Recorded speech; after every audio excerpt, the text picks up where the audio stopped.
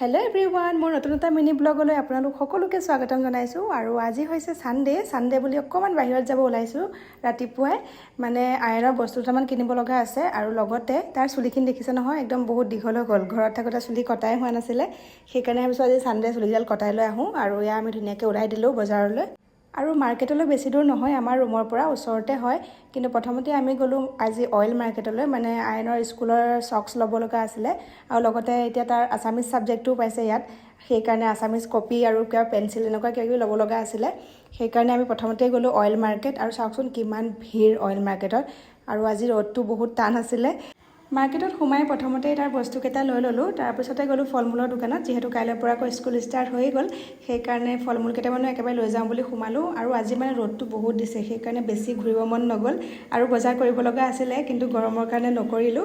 তাৰপিছতে আইন আৰু পাপাকে চুলি কাটিব সোমালে। আৰু ঘৰত আহি ভিডিঅ' কৰা নহ'ল, আৰু মানে ইমানেই গৰম, আহি ভাত পানী খাই শুই দিলোঁ অলপ। আৰু আজিৰ ভিডিঅ'টো ইমানেই আছিলে। কেনেকুৱা পালে চাই কমেণ্ট কৰি জনাব নাপাহৰিব। তো আজিলৈ বাই বাই।